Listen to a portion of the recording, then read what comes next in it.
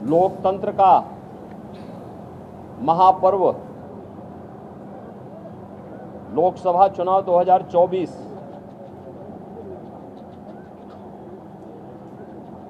अंतिम चरण का चुनाव आज देश के 8 राज्यों के 57 सीटों पर हो रहा है, जिसमें उत्तर प्रदेश की 13 सीटों पर भी आज पूर्वी उत्तर प्रदेश में मतदान हो रहा है।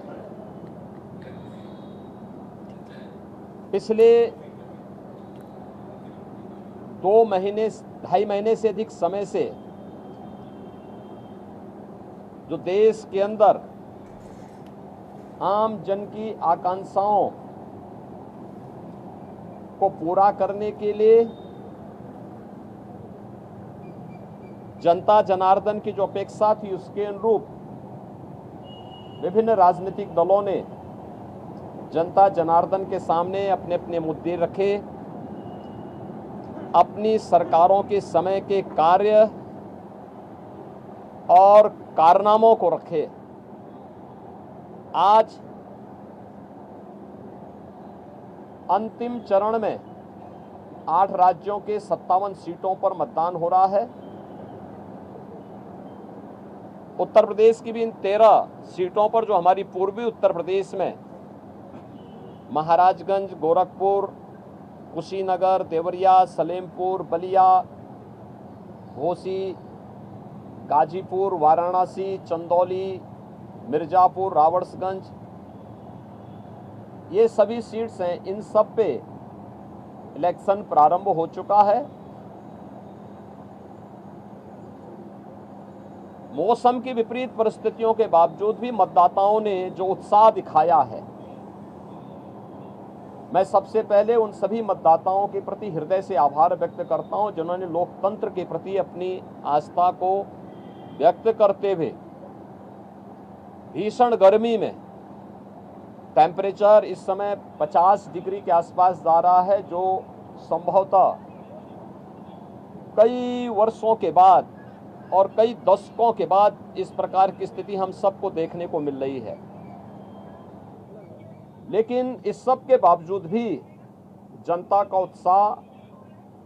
कम नहीं है, बल्कि वह और भी मजबूती के साथ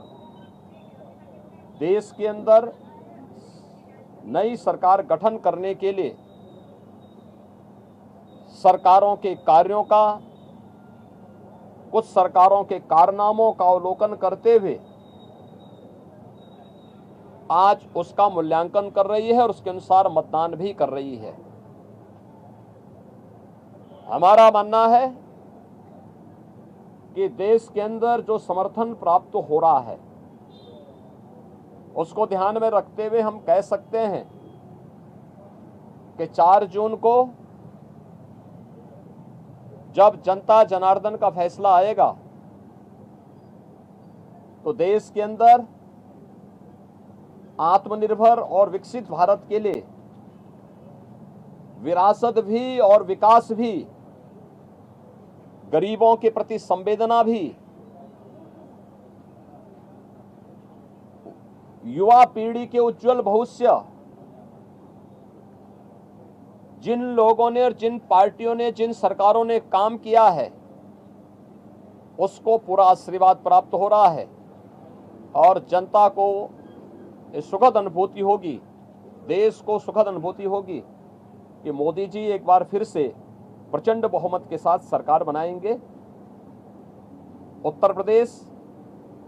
इसमें अपनी भूमिका का निर्वहन करेगा पूरी मजबूती के साथ। 10 वर्ष में बदलते हुए भारत को 7 वर्ष में डबल इंजन सरकार के द्वारा एक नए उत्तर प्रदेश का दर्शन कराया है। इस सुहावने मौसम का आनंद लेकर के मैं मतदाताओं से अपील करूंगा कि हमें अब जाति, मत और मजहब से ऊपर उठ करके अपने देश के उज्जवल भविष्य के लिए एक आत्मनिर्भर और विकसित भारत की जिस संकल्पना को मोदी जी ने आजादी के अमृत महोत्सव वर्ष में देशवासियों को दिया है, उसको साकार करने का समय आ गया है। जिससे भारत आज जो देश की सबसे बड़ी, दुनिया की सबसे बड़ी उभरती हुई अर्थव्यवस्था है, यह आगामी 3 वर्ष में दुनिया की तीसरी बड़ी अर्थव्यवस्था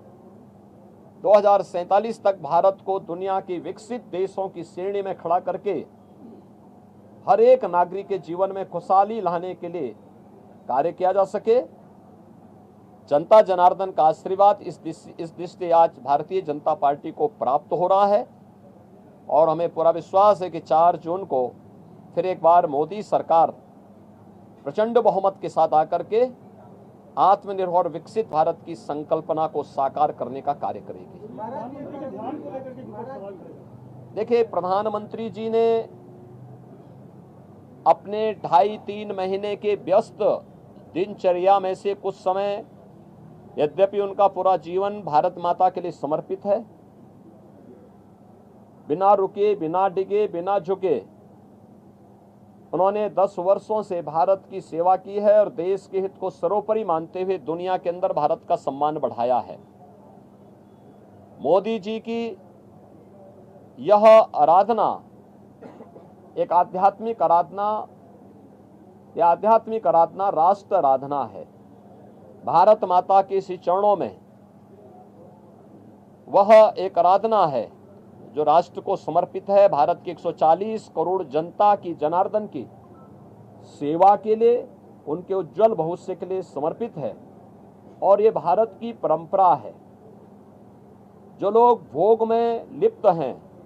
भ्रष्टाचार में लिप्त हैं, अनाचार दुराचार में लिप्त हैं, वे लोग आध्यात्मिक आराधना के महत्व को नहीं समझ सकते। आध्यात्मिक आराधना को समझने के लिए भारत और भारत जैसा मन चाहिए। भारत की सनातन मूल्यों और आदर्शों के प्रति निष्ठा का भाव चाहिए। जिनके मन में भारत के प्रति आस्था का भाव नहीं है, भारत के सनातन मूल्यों और आदर्शों की ध्वजियां उड़ाना जिन्होंने अपने जीवन का उद्देश्य समझ लिया था